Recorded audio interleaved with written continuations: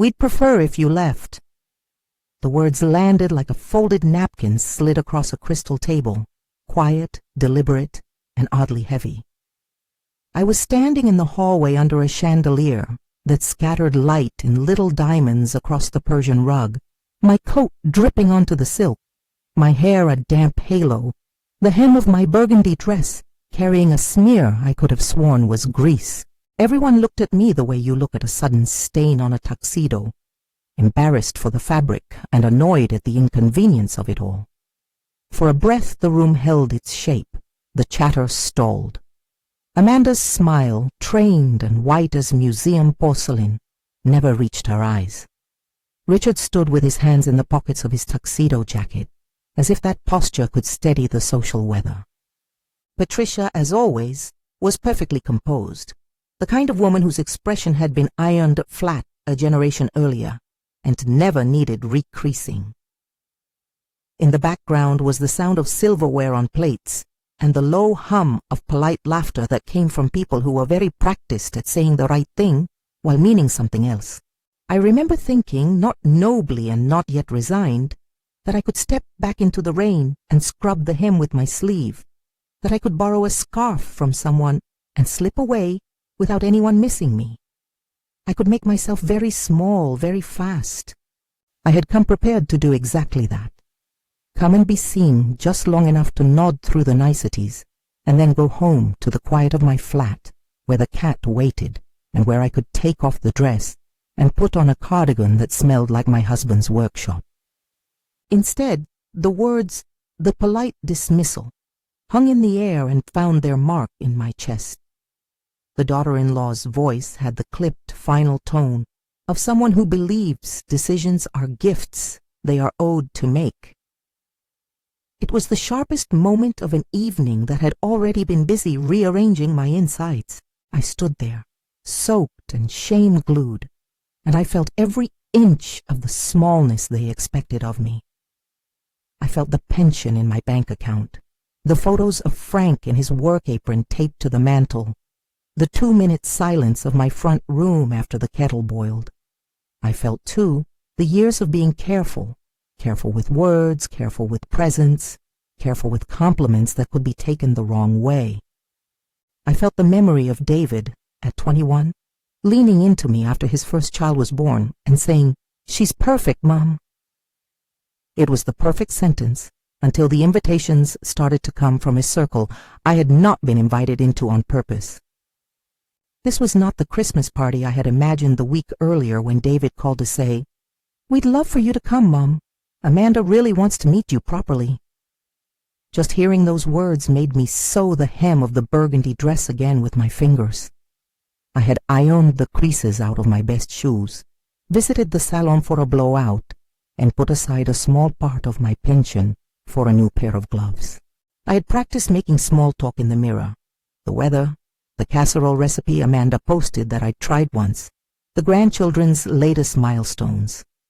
None of those preparations had dressed me for the particular cold of the evening. Not the rain that seems to cut through fabric and plan, not the dry chill of invited judgment. But I had come. It's surprising how stubborn the desire to belong can be. Before I go further, if you're comfortable here, if this little story feels like one you might want to finish, subscribe and tell me where you're watching from.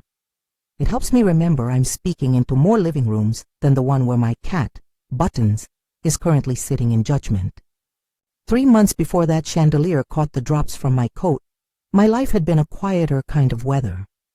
I lived on a modest pension that covered the rent on my little flat, and enough for an occasional treat, a good loaf of bread, a bunch of flowers if the week had been kind. The flat smelled faintly of sawdust most mornings, a scent that lingered from Frank's old woodworking tools.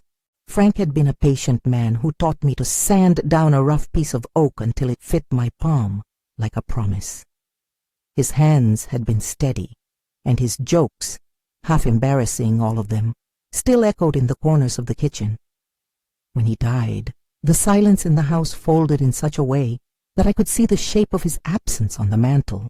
David called more often than before. He was good to call.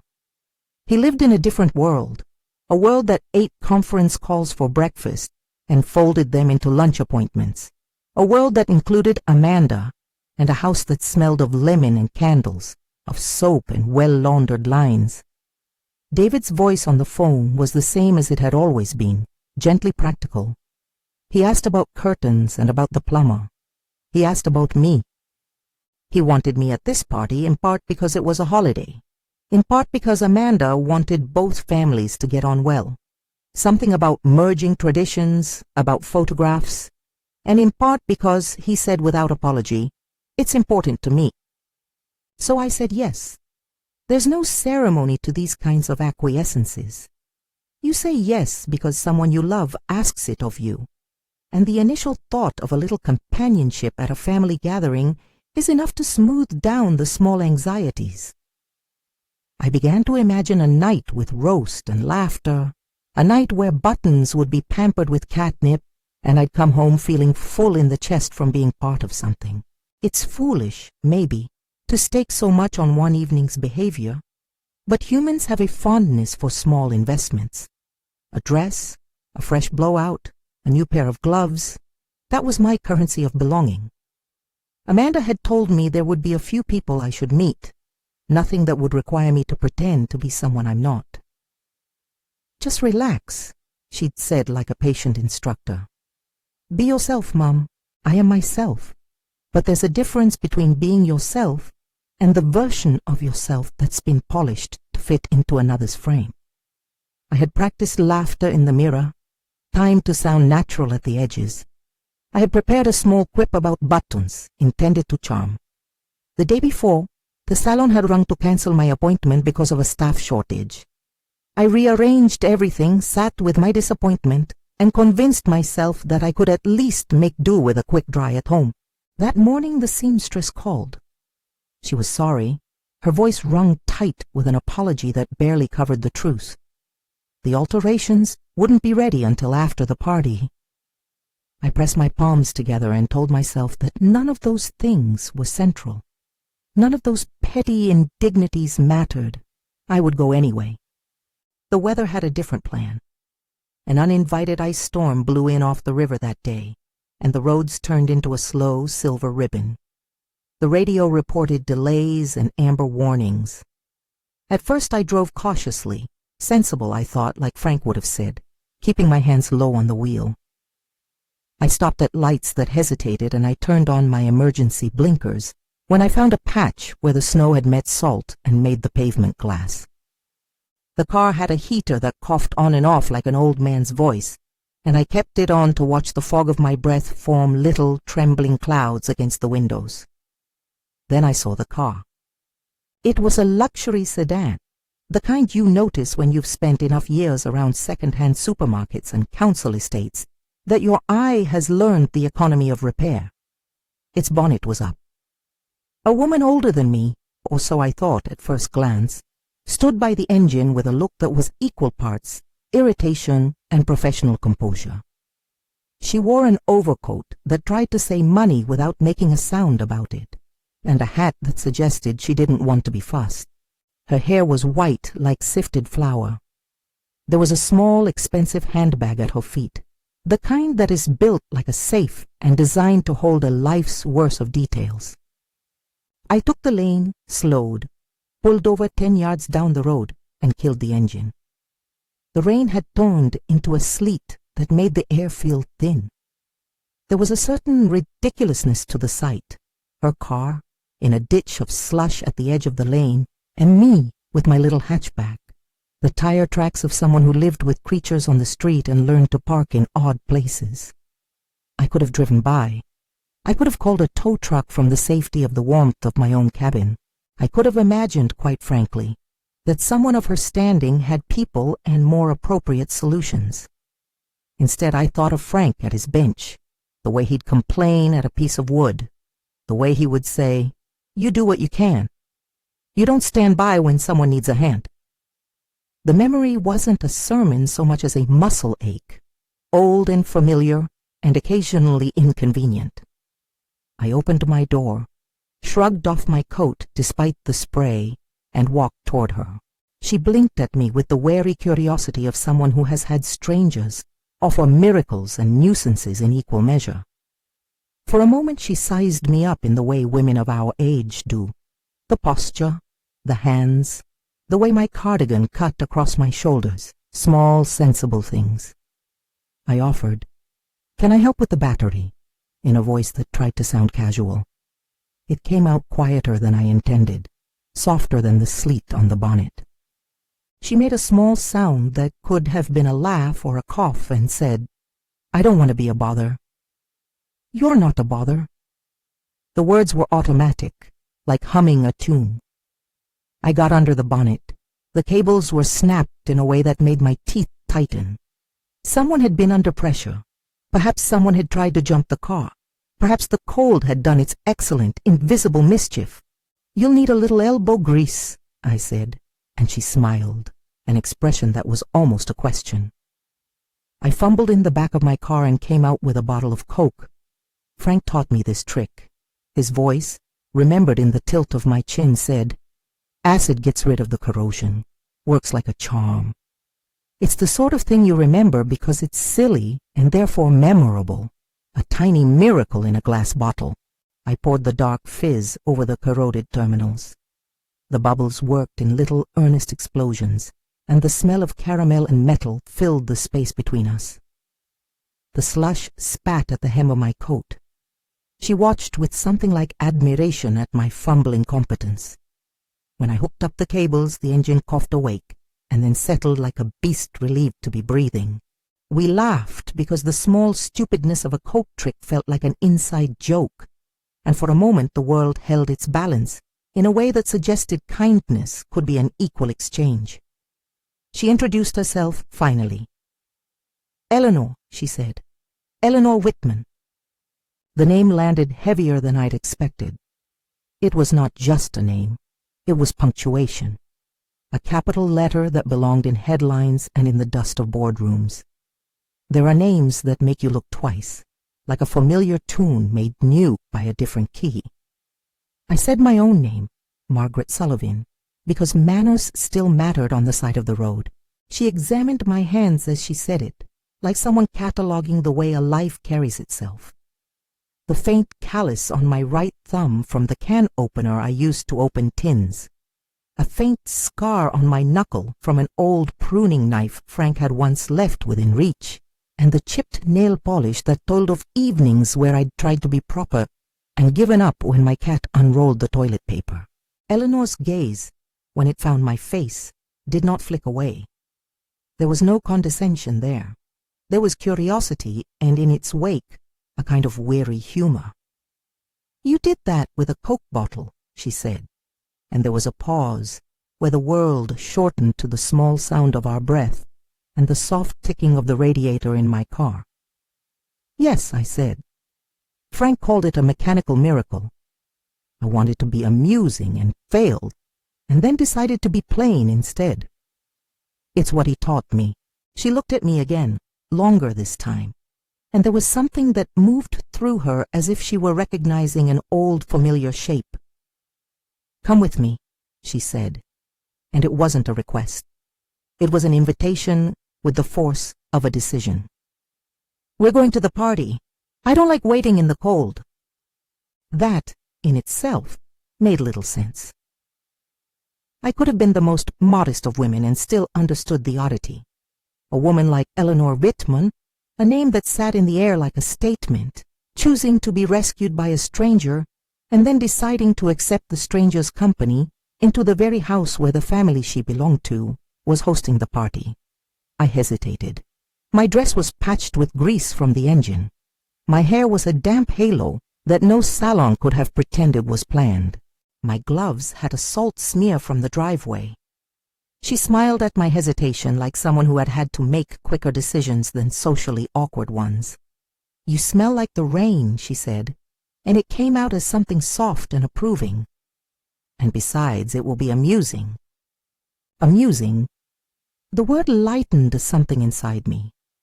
There are moments when a person's tone tells you they see you, really see you, and that changes the feel of an entire room. Eleanor reached into her safety-built handbag and pulled out a card with handwriting that was neat and old-fashioned. Whitman Industries, I read, because handwriting can still confess things even when the words are not meant to be bared. She put the card in my hand as if passing me a token and said, "Drive the back way. It'll be less slick." She pointed to her car as if the entire thing belonged to a code we were both now speaking.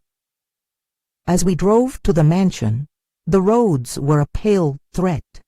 The lanes were clogged with people who had underestimated the storm and overestimated their traction. The lights of the town looked cozy, like a row of small fires drawing people in. Inside the car, the conversation skated delicately between strangers. Eleanor asked about David, what he did, where he liked to walk, and I answered with the kind of detail that is both safety and gift. For my part, I asked about Eleanor's past because there are some ages that carry histories worth hearing. She told me in fragments that she had once liked to garden and that she preferred strong tea to anything sweet. There was a hint of laughter behind the lines she would not speak. I could not know, in that slow crawl of wheels over salted tarmac, how much of her would be revealed that night, or how much of myself would be found folded into the margin of her story. I only knew that the roadside felt like a hinge, thick with possibility, and that I had chosen, under the pressure of rain and the habit of being kind, to stop. When we pulled up at the front of the Whitman house, the driveway was already a procession of cars, trimmed with their own puddles and with chauffeurs fixing coats and dabbing faces with tissues. The house itself was a statement, stone and light and windows that sparkled like held breath. I thought absurdly of Frank's bench again, small in my memory, a place that smelled of shavings, and I wondered how often the people who lived inside houses like this had used people to build the shapes around them. Then, before any of those more dangerous thoughts could find purchase, Eleanor laughed and slid her hand into mine like a friend. The gesture startled me. It startled everyone. Amanda saw us first. She was mid-conversation, a glass poised in her hand. Her smile froze into that museum porcelain and then snapped into something brittle. There was a moment where everyone's eyes moved through recognition and landed with the precise, interested tilt that says, "What is she doing here?" "You're soaked," Amanda managed. The words were polite as ever, but they were measured as if she were calibrating the exact angle of offense to offer. Eleanor's eyes crinkled at the corner when she turned to Amanda. "Yes," she said simply. She stopped to help me. "You—" Amanda started and then closed her mouth. There was an exchange of glances behind her, Richard, Patricia, and the room held that same brittle pause I'd felt earlier. I could feel the grease smear tugging at the memory of their faces. I felt small apparatuses of judgment clicking into place, feeling for my seams and finding vulnerabilities. Eleanor did not flinch. Instead, she took my hand, the one with the faint scar and chipped nail polish, and she squeezed it just once. It was the kind of squeeze that spoke of a decision made. "She helped me," she repeated, "and now she's here." Her voice traveled over the room like a soft rod that measured rectitude. There was a rustle of conversation settling into curiosity. People want stories to entertain them, and a large family dinner is always interested in demonstrations of moral geometry. Who sits where? Who has done what? Who deserves the start of a story? I felt the immediate relief that comes when attention shifts, even if it is to an awkward scene. There is an old small truth. Attention sometimes changes humiliation into something else entirely.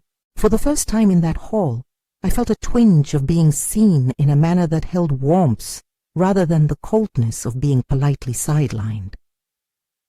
Eleanor was wearing a coat that had the kind of cut and weight that suggested money had been allowed to be tasteful.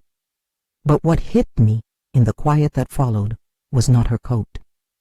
It was the way she looked at me as if she'd found someone she liked and wanted to keep. "Margaret," she said, as if she were setting the room on a new course, "tell them how you fixed the battery." The command was light, but it carried an emperor's sincerity. I told them. I told them about the Coke bottle and about Frank, and about how a little acid could set a corroded terminal back to life. There were small laughs at the kitchen table level, genuine, surprised. Amanda, for a second, looked human and a touch bewildered. Richard's expression was more controlled, but a flicker of amusement crossed his face. Patricia, who perhaps had the keenest sense of observation in the room, regarded me like one who catalogues the surfaces of people and always insists on finer inspection. The evening, for a brief, shimmering moment, reopened. People asked polite questions, and I answered, and it felt like a small inheritance returning to me. Not of money, but of welcome. For the first time that night, I could breathe without trying to fold myself into something invisible. Eleanor's presence had shifted the room's gravity in a way I hadn't expected. Her hand on my arm felt like a small tether pulling me into the orbit of a life that was not my own, but perhaps might be willing to accommodate me. I had not expected any of this. I had expected to be tolerated or ignored or complimented on a casserole recipe that I'd never actually used. I had not expected to be rescued from roadside indignity and carried so neatly into a place of belonging, even if only temporarily. The carpet beneath my shoes was plush, and the lights were warm, and there was a sideboard with crystal that flashed and threw back our faces in new shapes. There was, at that moment, a peculiar tenderness in being someone who had been prepared to make herself small and then was given the opportunity to be interesting. Eleanor's presence softened the edges of many things. My shame, the chill of the dress, the small prejudice that had been about to be used like a blade. I remember thinking about Frank at his bench, about the days he taught me to recognize the value of a job well done and the virtue of stopping for the person in distress. For all the things I had prepared for that night, none of them had included such a generous interruption. As the evening progressed, I found myself drifting into conversations, into the warm stream of an old woman's anecdotes about railways and a gentleman's quip about the new office renovation. It felt for the first time all night like a place where I belonged. I ate a small piece of cake someone offered, and it tasted faintly of almond and new acquaintances. I caught David's eye across the room, and he smiled with that particular way his face arranges itself when he is proud of someone he loves. I thought, with a sudden web-like astonishment, that belonging is less about the size of the house you stand in, and more about being spoken for by someone who's willing to make a claim on you. Yet, underlying this fragile warmth was the memory of an earlier moment, standing under the hallway chandelier with Amanda's remark poised like a blade. That memory kept its edge. The evening could turn back on itself with the flip of a sentence. I kept my voice measured and my laughter light because I had learned to measure my stakes. Eleanor's company gave me safety, but safety borrowed from someone else is still borrowed. At one point, between courses, Eleanor took my arm and guided me upstairs toward a room that smelled of old books and lemon polish. "Come and see the portrait," she said, and in that voice there was the weight of someone who keeps her curiosities near. Bookshelves rose like a small city, floor to ceiling and full of leather-bound spines. The light was warmer, the color of old photographs. In a corner, a portrait leaned against the mahogany, a painting of a stern woman from the late 60s, with a gaze that had the authority of someone used to making things happen. She told me then, in that hush of soft leather and the scent of dust warmed by a fireplace, small pieces of a story, that she had started a business when other people thought she ought to be more domesticated, that she had built something from scratch, often from the kindness of others, and from a stubbornness that refused to be delegitimized.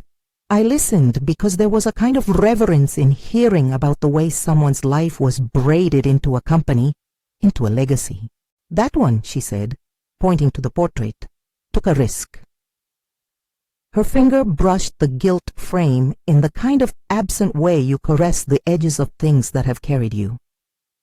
People think that places like this were always this way. They forget that every empire grows from someone's small, stubborn choices. I would learn more of that story later, more than I should have known that night, and the details would land like new tools in a toolbox I hadn't known I needed.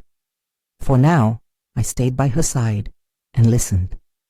The library wallpaper looked like the inside of a book, and the portrait seemed to watch me with an interest that did not settle on me as an outsider, but rather as someone who might be worthy of the story's continuation.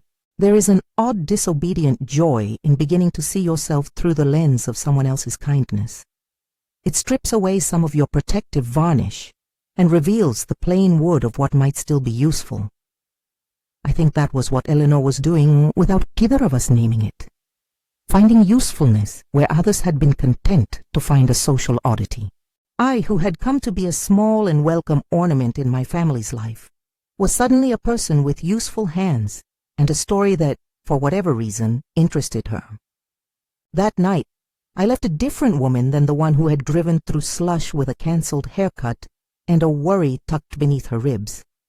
I left with a sense that the world contained opportunities for small heroics, and, more importantly, that someone of consequence could notice them. But all of that was a thing to be unpacked carefully. There are consequences to being seen, expectations, possibilities, and the way you must then live up to the kindness you were shown. As we stood in the hallway, coat meeting cloakroom, Eleanor squeezed my hand. "You know, Margaret," she said, in that voice that can make a sentence into a decision, "people confuse manners for worth. It's a mistake.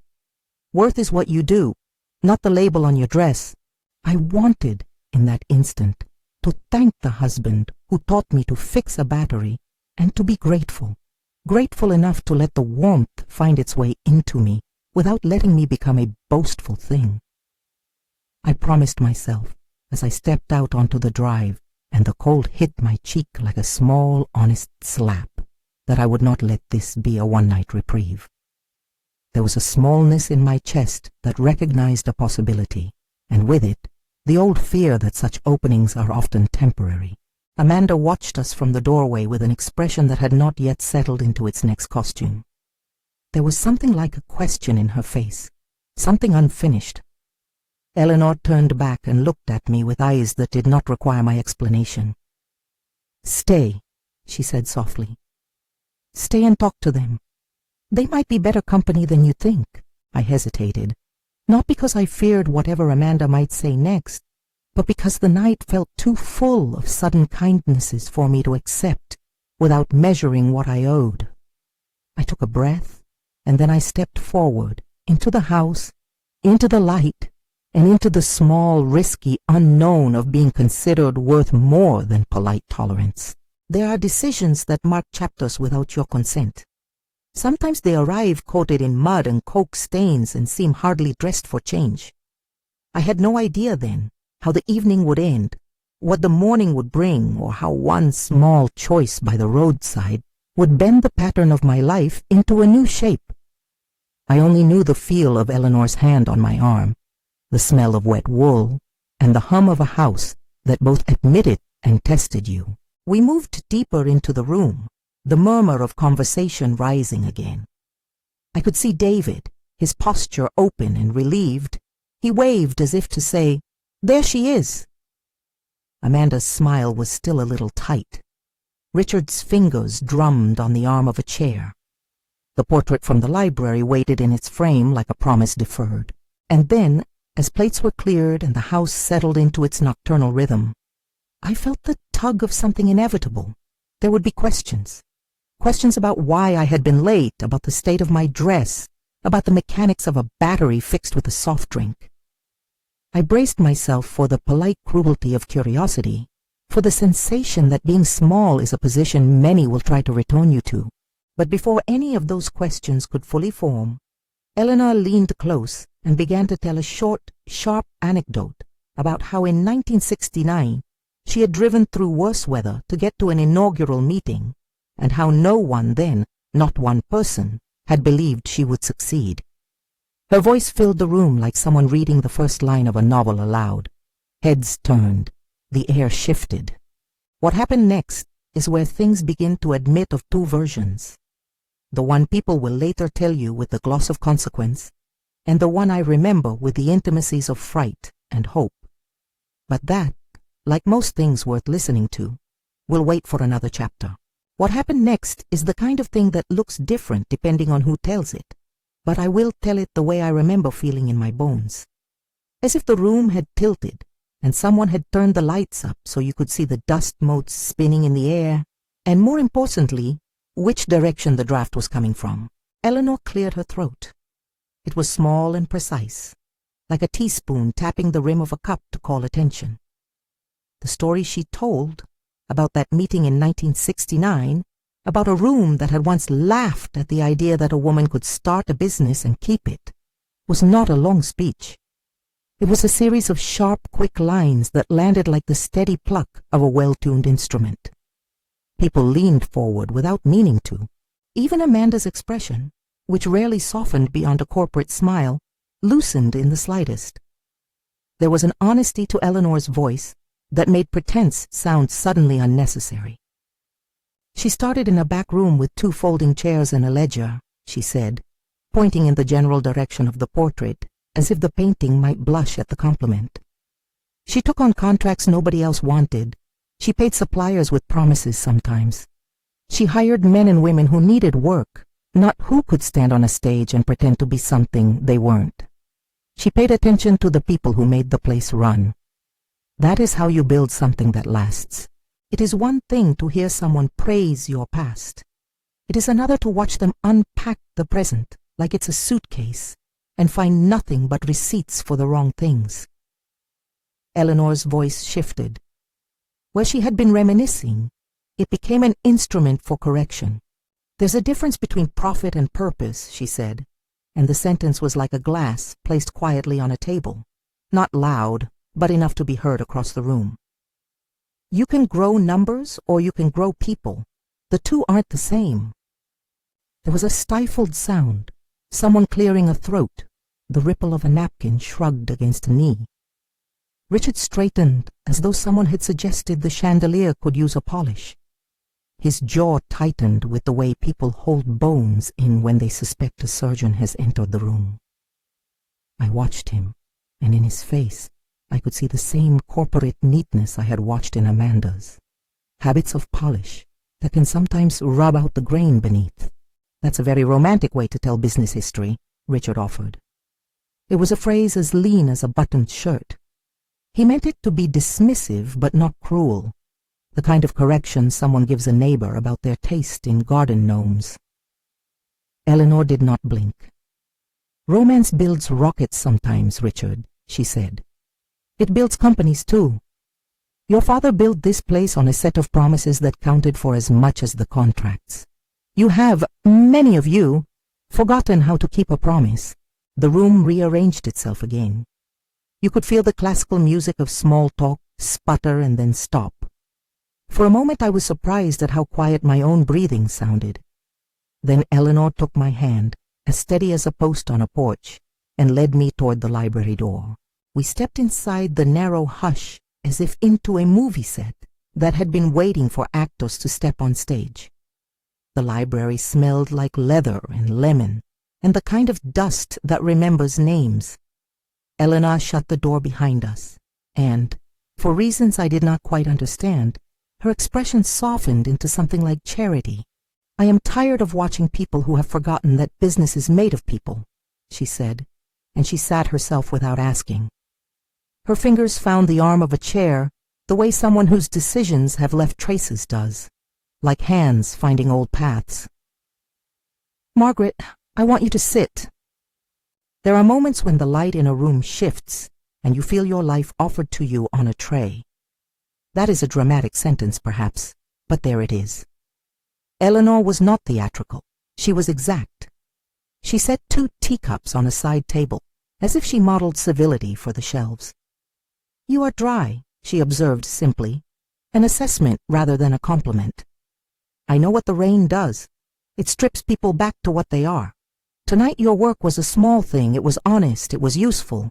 I wanted to tell her I was only doing what Frank would have wanted, and that I had not been thinking when the sleet stung my face and the battery terminals sparkled under a Coke Fizz, of any consequences beyond starting an engine. But some part of the night's miracle is that you rarely need to justify the simplest acts to people who understand them. Eleanor nodded as if she had heard the sentence I had not spoken. You did something practical, she said, and here her voice took on a measure of approval that felt carefully rationed. People who run on polish and protocol sometimes forget the difference between a gesture and a solution. You solved a problem. That is worth more than a dozen good manners. I laughed because it felt right to. The laugh came out like a small bell. And if I told you, she went on, leaning back and folding her hands, that the thing I've been missing in this company is someone who remembers how to do simple work well, someone who knows how to talk to people who don't have the luxury of being noticed, what would you say? I blinked, my thoughts tripping over the obviousness of the question. That I'm hardly qualified for anything other than making tea and fixing old things with improbable household items, I said. The words landed truer than I liked. Eleanor smiled in a way that could have been indulgent if it were not edged with the clarity of gamble. Would you be willing to try? She asked. It is not the question you expect to hear in a private library on the night of a family dinner.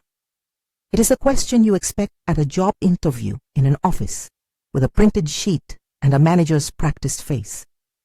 There was no manager's face here, just Eleanor's, and it held a gravity that felt less like an offer and more like a summons.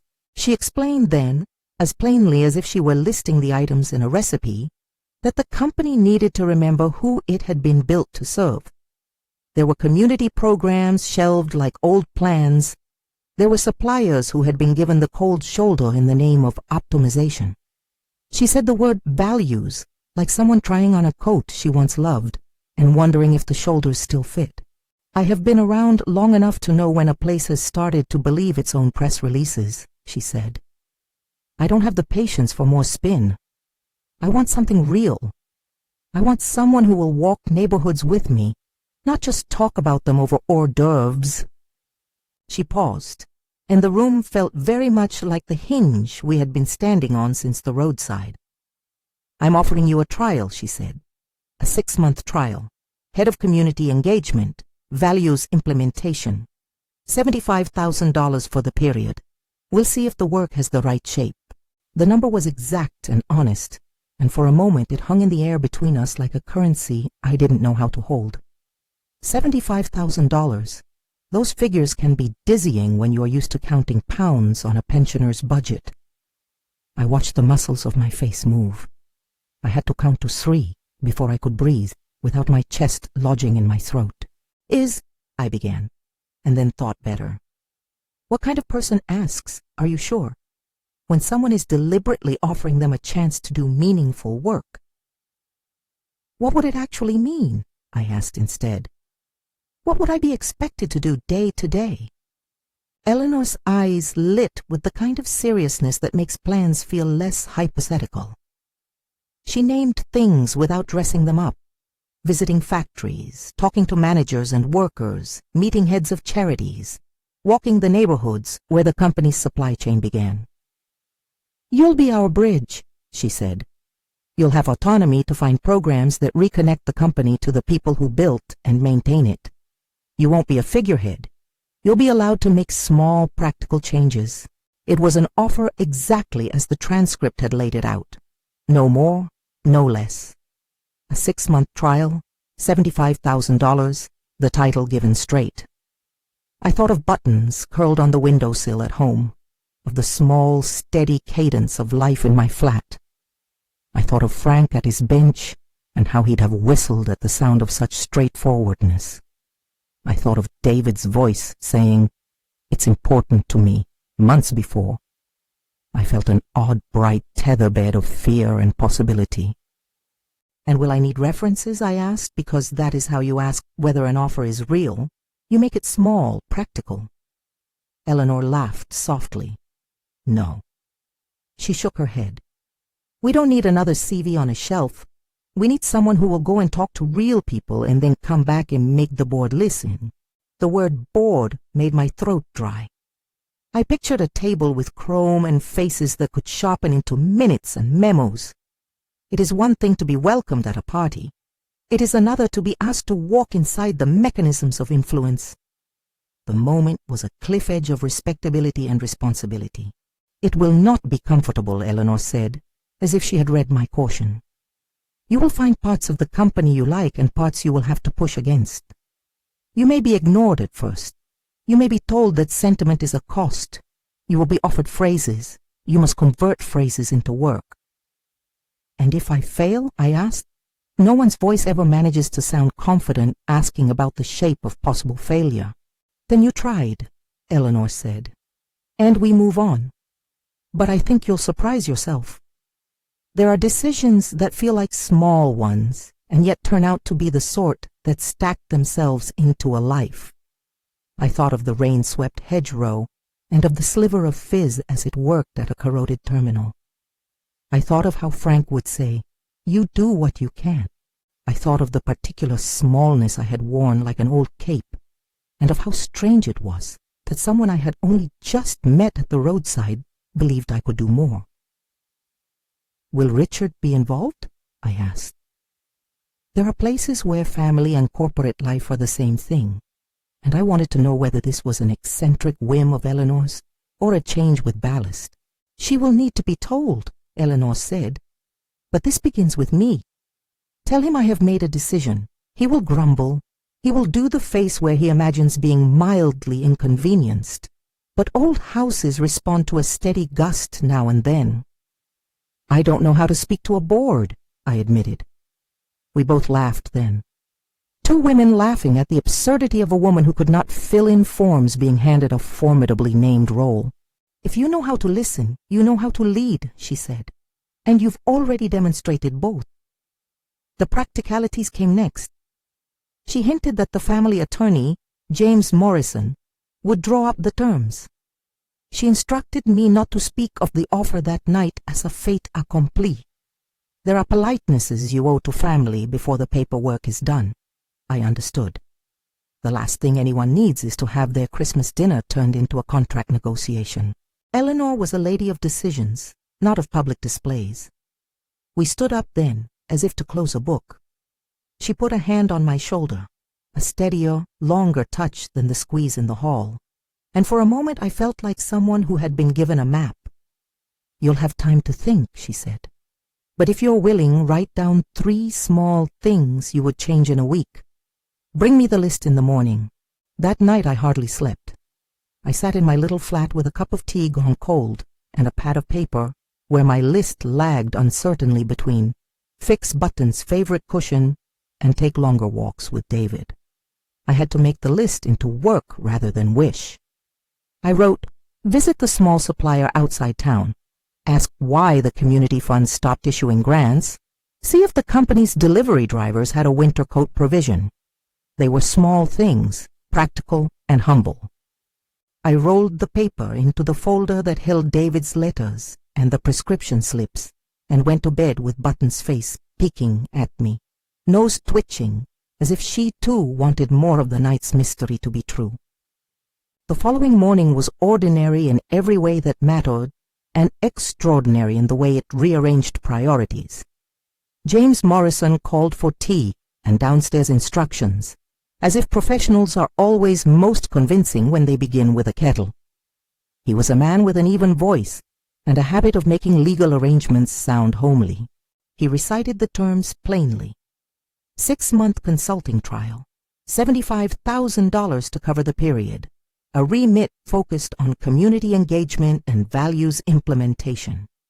A report at the end of the trial to be presented to a specially convened committee. He used the word consulting the way people use gloves, functional and formal. David held my hand like a child who has found a treasure and is afraid to let it go. He asked how I felt. I told him truthfully that I was more frightened than excited and more certain than I had been when I stepped into the rain. Amanda watched with a stillness that suggested she was mining the situation for its sociological content. Richard rang once, then sent a message that read as a sequence. "Congratulations from me. Best wishes for good work." There was restraint there that could be called diplomacy or a lesson in keeping public faces tidy. By the time the paper was signed, margin initials and fountain pen impressions, I felt like a woman who had been hoisted just high enough to see the shoreline. I was still very much a pensioner with a cat, with a taste for good bread, and the memory of a husband who had taught me to sand wood until it fit the palm. The offer did not change the fabric of my life overnight. It made a new seam, however, and seams, if well done, can hold a great deal. The first week of work was mostly listening. I visited a small supplier who made packing boxes and found men and women who treated me like a stranger, but eased into conversation when I asked about their children and their worries.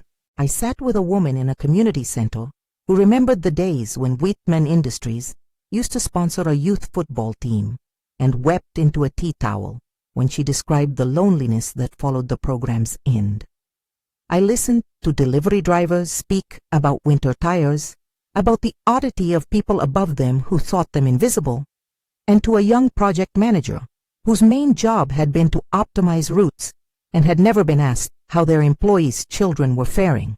There were meetings too, rooms with glass walls and a coffee machine that worked too loudly.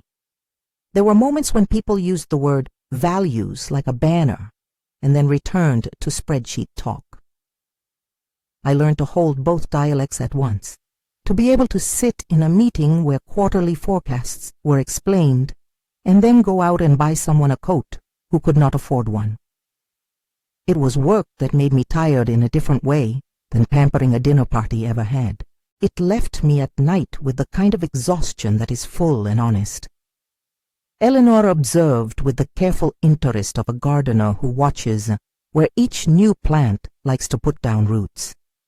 She would sometimes come along on visits, her presence both a comfort and a reminder that authority need not be the same as intimidation. She would stand sometimes, with her hands clasped, and say quietly, "Listen." When I then watched how people opened around that command, I understood the leverage of a woman who had earned listening as a habit rather than as a courtesy. At the end of 3 months, the company convened a meeting to hear about the trials put in motion. Some of the initiatives were small in the grand scheme. A reinstated community grant, a program that offered winter coats to distribution staff, a partnership with a vocational training center near the factory. The board members listened. Some of them were moved. Some nodded politely. Richard, who had been skeptical in small ways, had to concede that the PR team found new ways to speak of the company that did not sound like slogans. He found, to his annoyance and perhaps to his secret pleasure, that employee retention improved in one small department after the coats had been distributed. At the 6-month mark, Eleanor called me into the library again. It felt like the end of a season in a gardener's year, inspection time. She had a stack of papers and a small smile. "You did the things you said," she said. "You walked the streets, you asked the questions, you did the small acts that other people think will not scale. You will never make headlines for installing a new server, but you will make life better for those who live under our truck's shadows. That is not nothing." It was not a pronouncement of grandeur. It was acknowledgement, which under certain circumstances is the thing most like a miracle. Richard came in then, along with a few others, and there was the usual ceremonial politeness. But it was different now. The politeness had a thread of respect that had not been there when I first stood in the hall with the grease stain on my dress. Amanda hugged me sideways in the manner of someone who is learning to place new affections. David, eyes bright, murmured, "Thank you," in that small way that contains a world.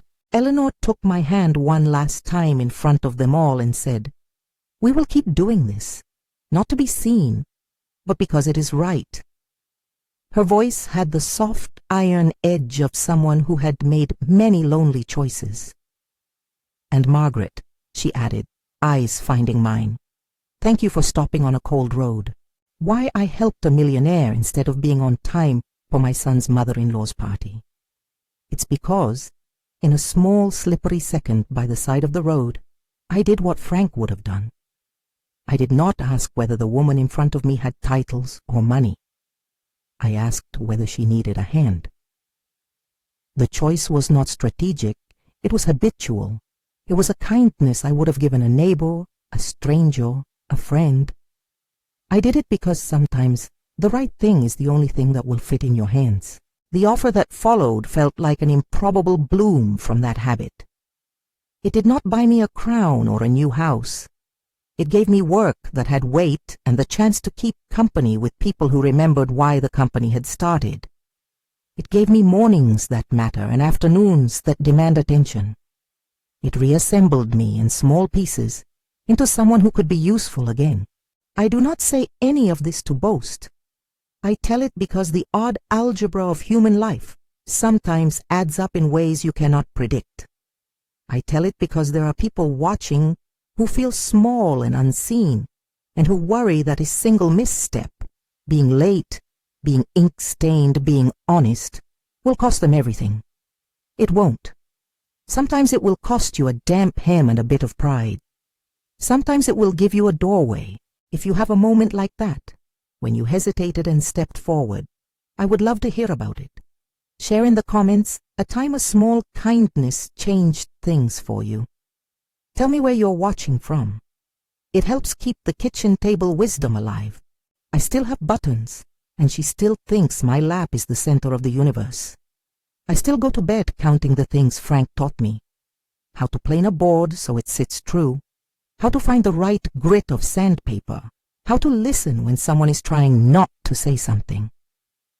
The work at Whitman Industries is a new rhythm. It has nothing to do with grand speeches and everything to do with showing up, with asking questions, and with the small habit of being useful. People sometimes ask whether I felt humiliated that night under the chandelier. I did. But humiliation is not the only curriculum of an evening. It is one of the brushes that can reveal color. That night, a choice to help a woman with a ruined car led to a chain of decisions that, 3 months later, left me doing work I had not imagined. I kept my dignity because others chose to restore it, and I kept my curious, practical hands because they had never stopped being useful. Some Christmas parties change your outfit. This one changed the course of my days. If a Coke bottle and a margin note can alter a life, perhaps the next time you see someone stranded, you will consider stopping. You might not get an offer of $75,000, and you might not be invited into a boardroom, but you will be doing the right thing. That is worth more than any silk dress. Thank you for listening. If this story touched you, subscribe and tell me where you're watching from. Share a moment where a small kindness moved your life. I'll be back with more true things about ordinary people doing brave, quiet work. Good night.